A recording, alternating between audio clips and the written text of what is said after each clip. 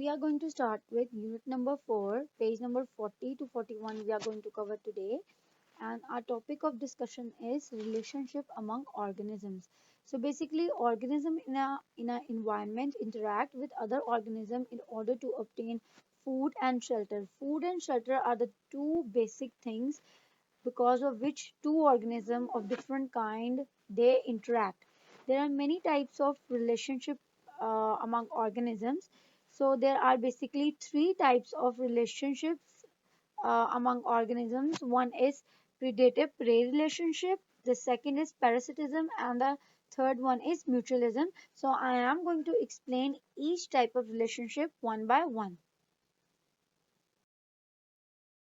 First relationship that I am going to start is predator prey relationship. An animal that kills and eats another animal is called predator. The prey is the animal that predator kills and eats. This relationship between predator prey is called predation. For example, a lion hunts and eats deer. The lion is a predator. The deer is a prey.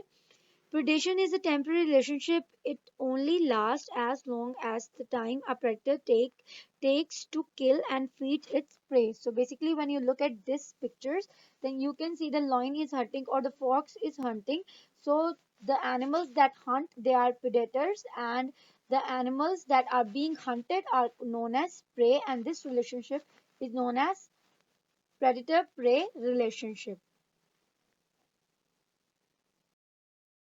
Second relationship that I'm going to explain, that is parasitism. Basically, a parasite is an organism that lives in or outside another organism to determine the host organism. Traditionally, parasite refers to an organism with life stages that need more than one host. Parasitism is a form of symbiosis in which one organism called parasite benefits at the excess of another organism, usually of different species, called host. Parasitism, one partner benefits from the relation and the other partner is harmed. So basically parasitism is a relationship in which two organisms, it occurs between two organisms. One is the host that is not getting the benefit, and the other is the parasite that is being benefited. One is harmed and one is gets the benefit. Basically, and this relationship is known as parasitism. Here are some examples in your book. Many plants and animals are parasite. A mosquito is a parasite.